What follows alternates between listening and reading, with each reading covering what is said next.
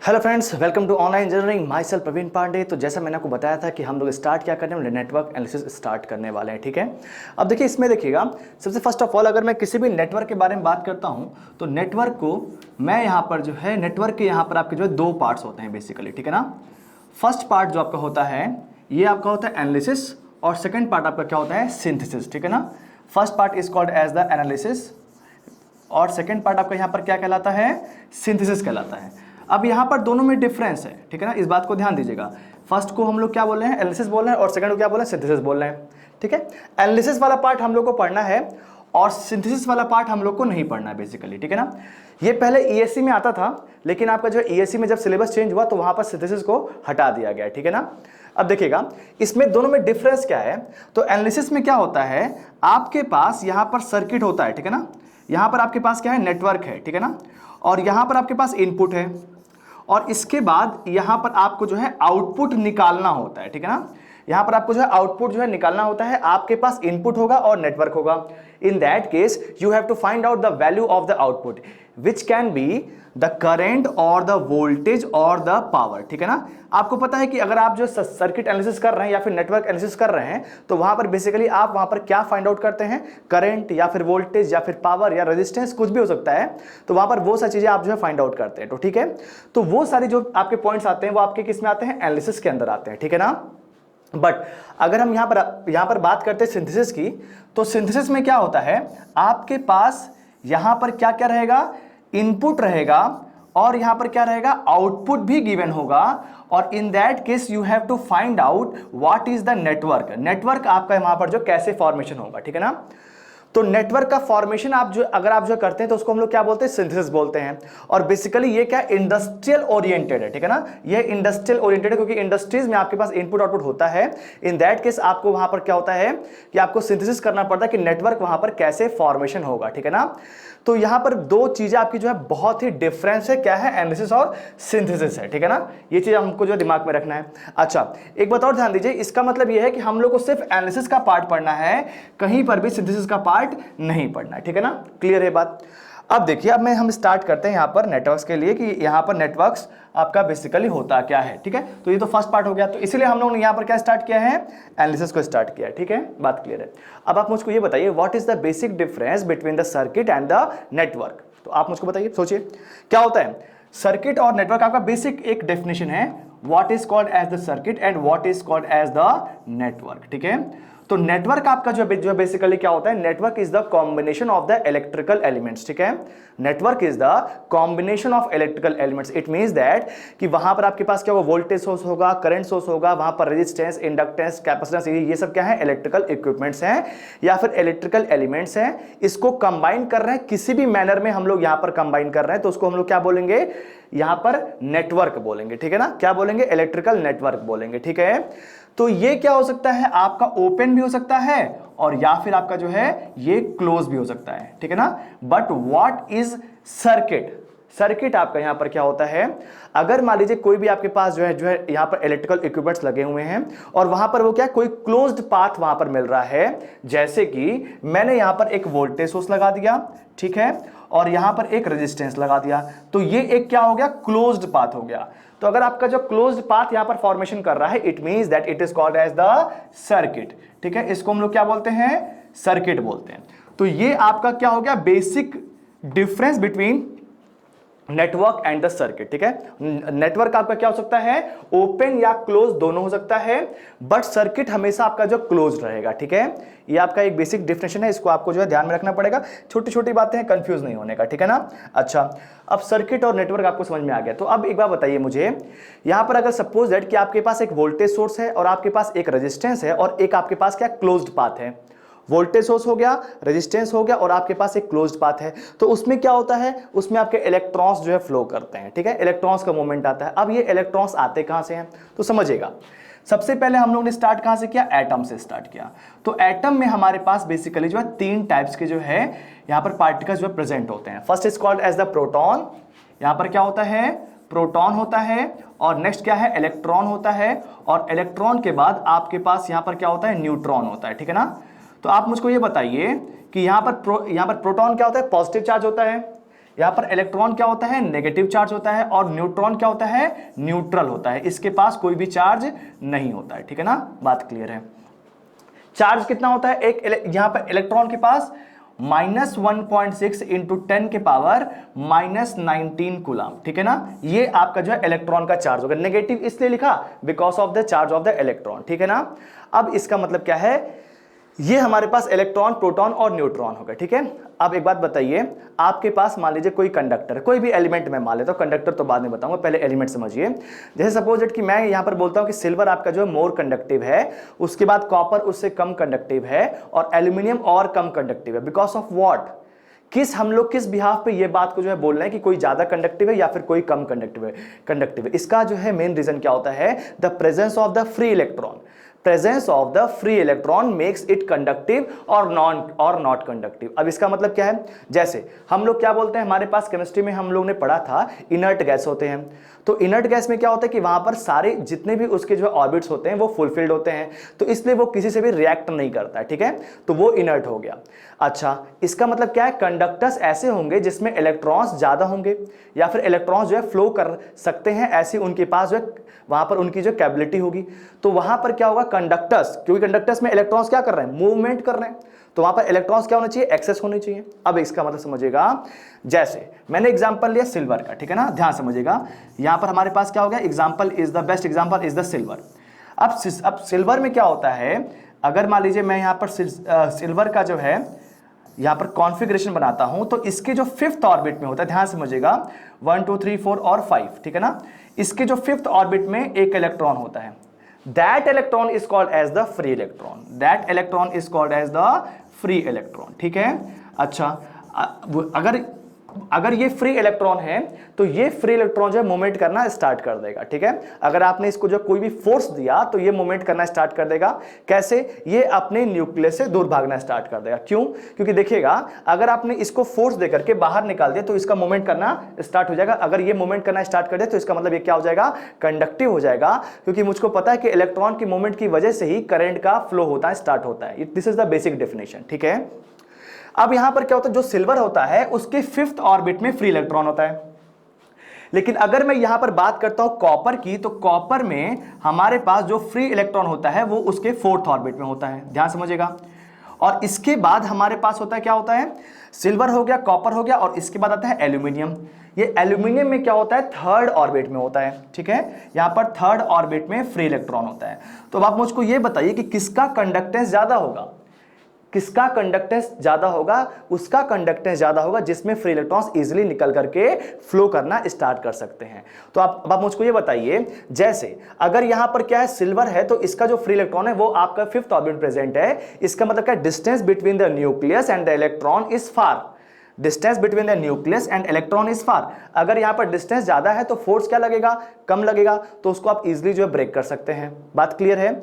Next हमारे पास क्या है, कॉपर है। कॉपर में अगर आपका जो 4th ऑर्बिट में प्रेजेंट है तो उसको ब्रेक करने में थोड़ी सी ज्यादा फोर्स लगानी पड़ेगी in comparison to the silver, ठीक है। और उससे भी ज्यादा फोर्स हमको लगाना पड़ेगा एल्यूमिनियम के लिए, क्योंकि वहां पर क्या है, इलेक्ट्रॉन आपके 3rd ऑर्बिट में प्रेजेंट है, तो उसमें और ज्यादा फोर्स लगाना पड़ेगा टू ब्रेक दैट बॉन्ड। बात क्लियर है, इलेक्ट्रॉन्स को बाहर निकालने के लिए। तो इसका मतलब क्या हो गया, सबसे कम फोर्स लग रहा है सिल्वर में, उससे ज्यादा लग रहा है कॉपर में, और उससे ज्यादा लग रहा है एल्यूमिनियम में। इसका मतलब क्या है, मैं यहां पर यह बात को बोल सकता हूं कि यहां पर सबसे अधिक जो कंडक्टिव होगा वो क्या होगा, सिल्वर होगा, और उसके बाद कौन होगा, सिल्वर होगा सबसे ज्यादा कंडक्टिव, और इससे कम कौन होगा, इससे कम होगा आपका कॉपर, ठीक है ना, इससे कम होगा आपका जो कॉपर, ठीक है, और इससे भी कम होगा आपका एल्यूमिनियम, ठीक है ना, एल्यूमिनियम इससे भी कम होगा। बहुत सिंपल बात है, इस बात को इजीली जो है दिमाग में रख सकते हैं। Because of the presence of the free electrons starts movement, the current starts flowing, ठीक है।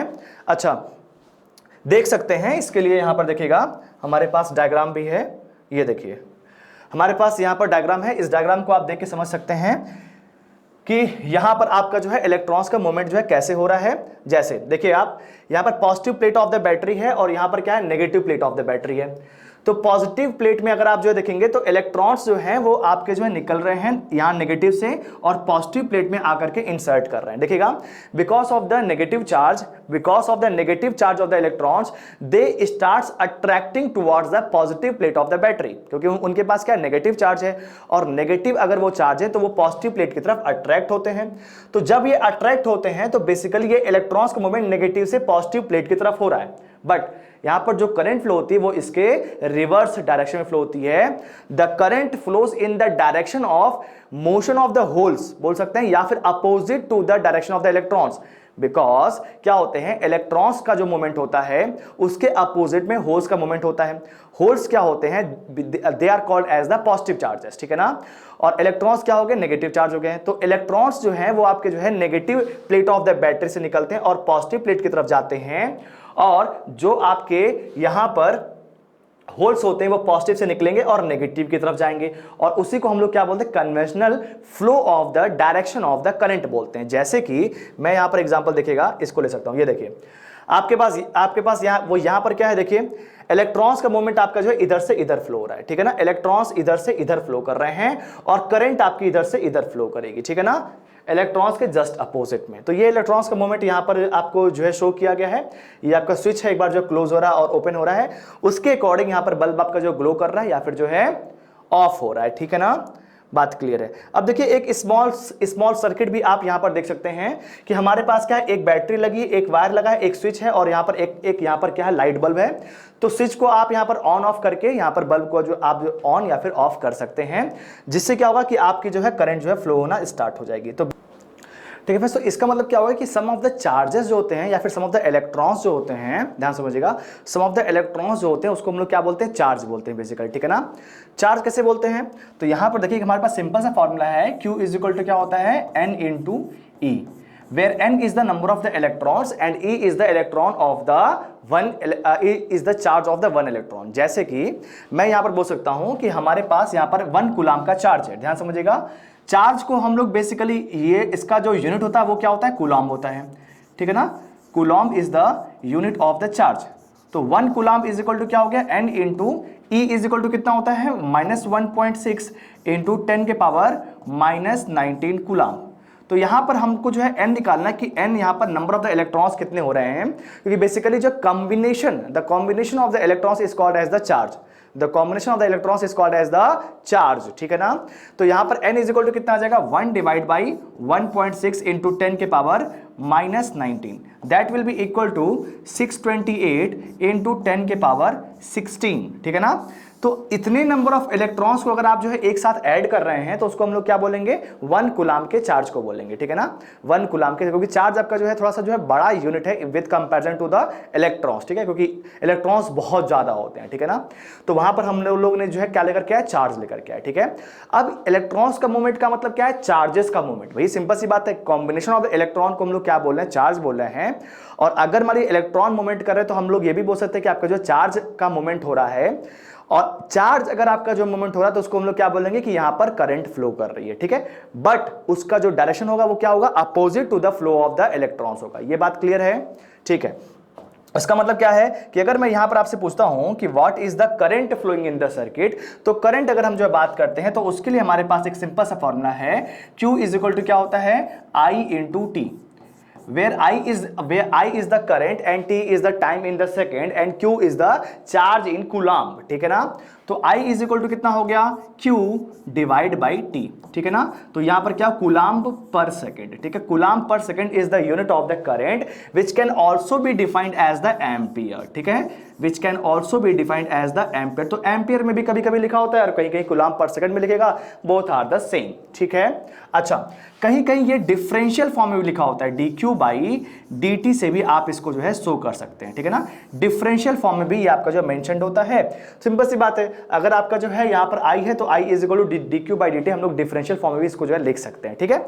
या फिर एक बात हमको ये बताइए, अगर आपके पास डिफरेंशियल फॉर्म में ये है तो अगर मुझको यहाँ पर करंट को निकालना है तो क्या मैं इसको ऐसे लिखूंगा, I इज इक्वल टू कितना हो गया, dq divide by dt, it means that I into dt will be equal to dq। अगर मुझको यहाँ पर जो चार्ज निकालना है तो Q will be equal to कितना हो जाएगा, integration of dq will be equal to integration of I into dt, ठीक है ना। तो इससे भी आप यहाँ पर जो चार्ज को फाइंड आउट कर सकते हैं। जैसे कि अगर आपके पास कभी जो ग्राफ दिया हो और ग्राफ में पूछा हो कि आपको यहाँ पर जो टोटल जो चार्ज कितना मिलेगा और वो ग्राफ आपका I और T के बीच का ग्राफ हो, I और T के बीच का ग्राफ हो। लेट अस टेक कि यहाँ पर I और T के बीच का आपका ग्राफ कुछ इस तरह से बन रहा है, ठीक है ना। अब यहां पर क्या पूछ लिया कि what is the total charge in this period of the time, ठीक है ना। तो आप यहां पर कैसे निकालेंगे, सिंपल सी बात है, इस ग्राफ को आपको जो इंटीग्रेट करना है, मतलब टोटल एरिया को फाइंड आउट करना है। अगर आपने यहां पर जो टोटल एरिया को फाइंड आउट कर लिया, इसका मतलब क्या है, आप यहां पर जो डायरेक्टली बोल सकते हैं कि what is the charge which is flowing in that particular time, ठीक है ना। बात क्लियर है। तो इस बेसिक बातें हैं, इसमें बहुत ज्यादा परेशान होने की जरूरत नहीं है। यहां पर बेसिक चीजें आराम से क्लियर होंगी, कोई दिक्कत नहीं है, ठीक है ना। तो ये आपके जो है चार्जेस हो गए। अब यहां पर देखते हैं चार्ज के ऊपर जो कुछ क्वेश्चंस हैं, एक दो क्वेश्चन वहां पर वो कर लेते हैं, वन बाय वन चीजों को डिस्कस करेंगे। और साथ में ये भी है, जो भी टॉपिक हम लोग यहां पर डिस्कस करेंगे उसके क्वेश्चन करना उसी वक्त बहुत ज्यादा नेसेसरी है, ठीक है। तो अब चलते हैं थोड़ा कुछ क्वेश्चंस को करते हैं। यहां पे देखते हैं हमारे पास फर्स्ट क्वेश्चन है, this is called as a question number 1। अब देखिएगा वन बाय वन क्वेश्चन का हम लोग जो है नंबर सीरीज लेकर के चलेंगे, जैसे 1 हो गया, फिर 2 हो गया, फिर 3 हो गया, इसी ऑर्डर में हम लोग जो क्वेश्चन को करेंगे, ठीक है। इससे क्या होगा, अगर आपको कभी जो डाउट होता है तो आप पूछ सकते हैं कि सर यार इस क्वेश्चन में क्वेश्चन नंबर इतने में हमको जो है डाउट है, तो वो मैं इजिली आपको जो क्लैरिफाई कर सकता हूं, ठीक है। अब यहां पर क्या पूछा कि how much charge is represented by 4600 electrons. मतलब क्या है, बेसिकली आपके पास नंबर ऑफ इलेक्ट्रॉन्स कितने हैं, 4600 दिए हैं, तो n इज इक्वल टू आपको यहां पर कितना हो गया, 4600 हो गया, ठीक है ना। यहां पर पूछा क्या, आपको जो चार्ज निकालना है, तो Q इज इक्वल टू, अभी मैंने आपको फॉर्मूला बताया, Q इज इक्वल टू कितना होता है, n इंटू E होता है। तो इसका मतलब n इज इक्वल टू कितना हो गया, 4600 हो गया। और यहां पर इलेक्ट्रॉन का मुझको पता है कितना होता है, 1.6 इंटू 10 के पावर -19 कूलम, ठीक है ना। तो इसको अगर हम जो मल्टीप्लाई कर देंगे तो बेसिकली कितना आ जाएगा, 7.369, कितना आ जाएगा, 7.369 इंटू 10 के पावर -16 आई थिंक सो आएगा, ठीक है। तो -16 आपको जो कूलम मिल रहा है, तो यहां से आपको जो चार्ज की वैल्यू आप इस तरह से फाइंड आउट कर सकते हैं। बहुत ही सिंपल क्वेश्चन है, ये बेसिक क्वेश्चन था, ये आपको जो क्लियर हो गया होगा। इसके बाद चलते हैं नेक्स्ट क्वेश्चन पे, ठीक है। फिर यहां पे देखते हैं, this is called as a question number 2, और यहां पर क्या लिखा हुआ है, the total charge entering a terminal is given by Q is equal to 5t into sine of 4πt millicoulomb, calculate the current at t is equal to 0.5 second, ठीक है। अब यहां पर देखिएगा, जो भी यहां पर चार्ज है वो आपका टाइम का फंक्शन गिवन है। अगर यहां पर टाइम का फंक्शन गिवन है तो आप यहां पर कौन सा फॉर्मूला यूज करेंगे, I is equal to dq by dt वाला फॉर्मूला, क्योंकि वहां पर आपको जो है डिफरेंशिएट कर सकते हैं with respect to time, simple सी बात है। तो यहां पर क्या पूछे, द टोटल चार्ज पूछा हुआ है, तो Q इज इक्वल टू मुझको पता है, Q is equal to I into t होता है, या फिर आपको पूछा Q, तो Q will be equal to कितना हो जाएगा, ध्यान दीजिएगा, I will be equal to कितना हो जाएगा, dq डिवाइड बाई dt हो जाएगा। This is the basic formula. यहां पर आपको जो है पूछा क्या, टोटल चार्ज आपको Q गिवन है, Q यहां पर क्या गिवन है, पूछा क्या है, आपको जो करंट पूछा है, और किस टाइम पे पूछा है, t is equal to 0.5 second पूछा हुआ है। तो कुछ नहीं करना है, सिंपल सी बात है, इसको मुझे डिफरेंशिएट करना है, और डिफरेंशिएट करने पे t is equal to 0.5 second आप जो पुट कर देंगे, तो वहां पर डायरेक्टली आपको करंट मिल जाएगी, what is the current flowing in the circuit, ठीक है। बात क्लियर है। तो अगर मैं इसको यहां पर जो डिफरेंशिएट करूंगा तो कितना हो जाएगा, d by D T of किसका हो जाएगा, 5t into sine of 4πt, ठीक है ना। अच्छा, मिली कूलम है, तो लास्ट में हम लोग जो है मिली से मल्टीप्लाई कर देंगे। आप मुझको ये बताइए कि यहां पर बेसिकली आपके पास जो है दो फंक्शन है, एक फंक्शन आपका जो 5t है, और सेकंड फंक्शन क्या है, sine of 4πt। It means that we have the two different functions of the time which are multiplied together. It means that in that case we have to do the partial differentiation, ठीक है। तो partial differentiation आप यहां पर जो कैसे करेंगे आप मुझको ये बताइए।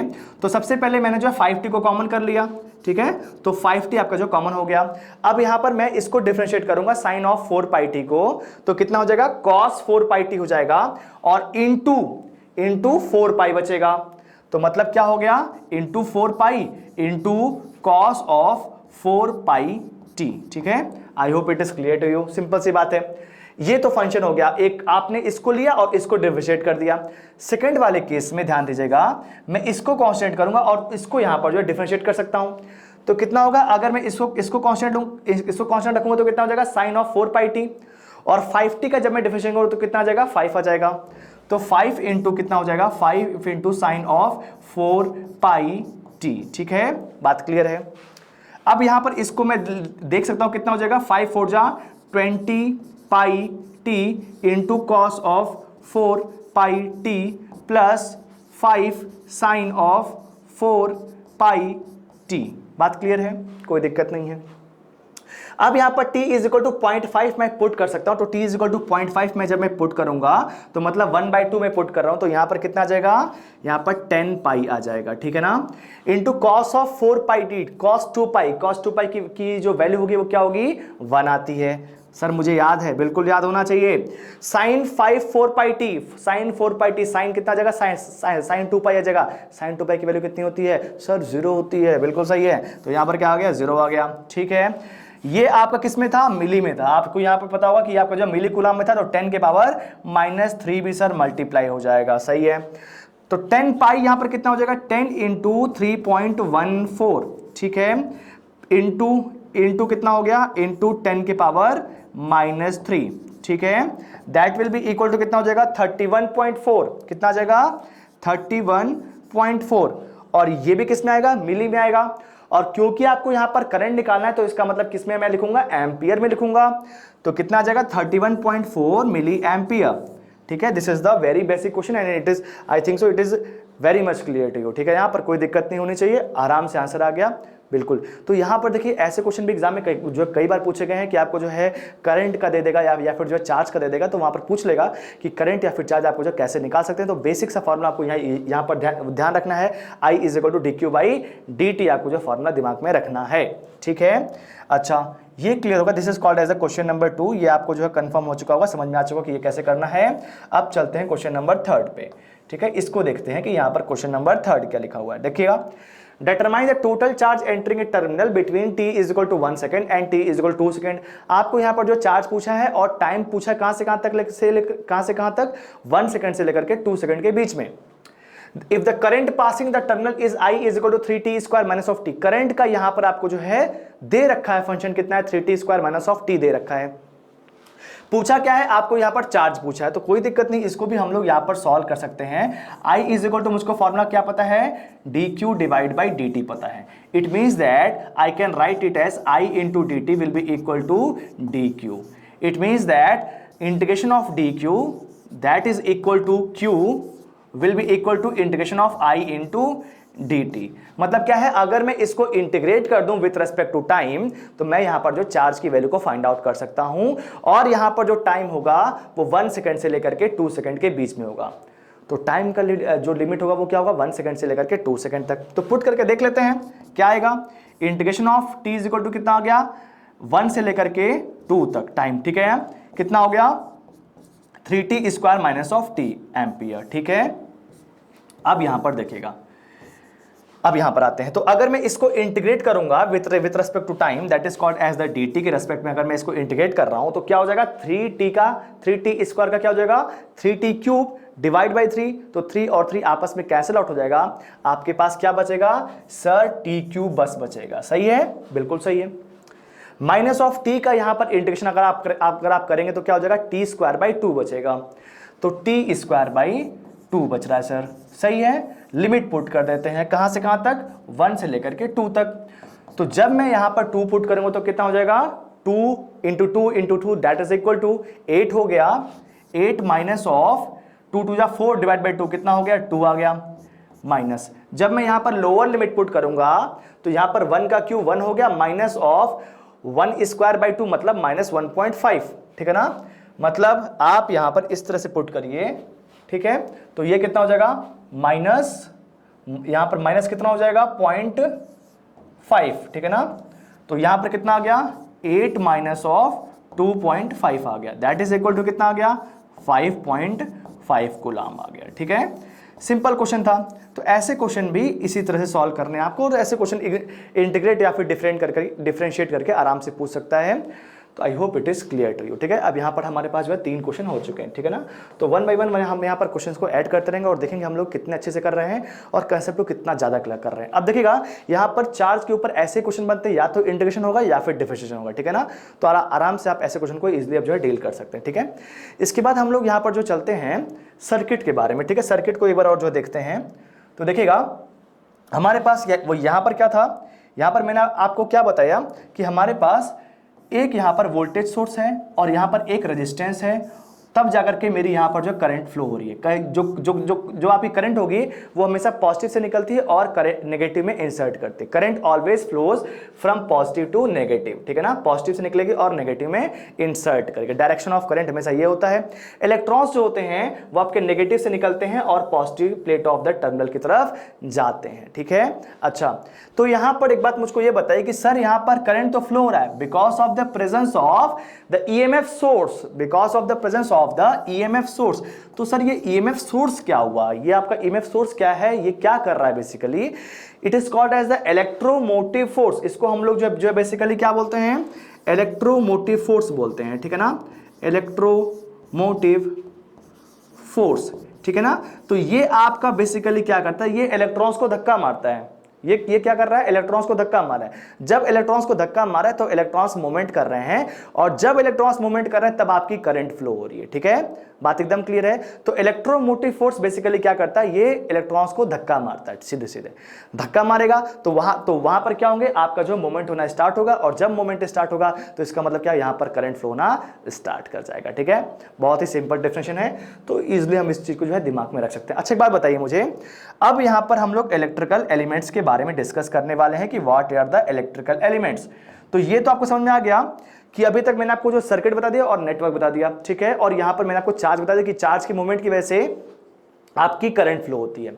और मैंने आपको यह भी बता दिया कि अगर आपको जो है यहां पर मूवमेंट हो रहा है तो because of the presence of the EMF हो रहा है, और ईएमएफ क्या करता है, आपको यहां पर जो धक्का मारता है, किसको, इलेक्ट्रॉन्स को धक्का मारता है, ठीक है, बात क्लियर है। अच्छा, अब यहां पर हम लोग यहां पर किस टाइप्स के एलिमेंट्स हम लोग यहां पर जो देखने वाले हैं, तो देखिएगा यहां पर हम लोग जो कुछ टाइप यहां पर एलिमेंट्स हमारे बहुत ज्यादा नेसेसरी हैं, इसको पढ़ेंगे तभी आगे बढ़ेंगे, ठीक है। फर्स्ट हम लोग यहां पर पढ़ेंगे active and passive elements. First यहां पर क्या पढ़ेंगे, एक्टिव एंड पैसिव एलिमेंट्स, ठीक है। नेक्स्ट हमारे पास जो डेफिनेशन है that is called as the linear and non linear, linear and non linear, ठीक है ना, linear and non linear. Next हमारे पास क्या है, यूनिलैटरल एंड बाइलैटरल, ठीक है। इसके बाद हमारे पास नेक्स्ट डेफिनेशन क्या है, ध्यान दीजिएगा, एक्टिव, पैसिव, यूनिलैटरल, बाइलैटरल। इसके बाद हमारे पास क्या है, time variant and time invariant, time variant और टाइम इनवेरिएंट, ठीक है। इसके बाद हमारे पास नेक्स्ट क्या है, ध्यान दीजिएगा, नेक्स्ट हमारे पास लास्ट है that is called as the lumped and distributed, lumped and distributed, ठीक है। तो यहां पर हम लोग जो है वन बाय वन चीजों को डिस्कस करेंगे और समझेंगे कि यहां पर ये इसका जो है एक्टिव क्या बोल रहे हैं, पैसिव क्या बोल रहे हैं, लीनियर किसको बोलेंगे, नॉन लीनियर किसको बोलेंगे, या फिर यूनिलैटरल, बट इस सारी चीजों को वन बाय वन डिस्कस करने वाले हैं। तो अब हम लोग स्टार्ट करते हैं सबसे first of all active and passive से, ठीक है ना। What are the active elements and what are the passive elements.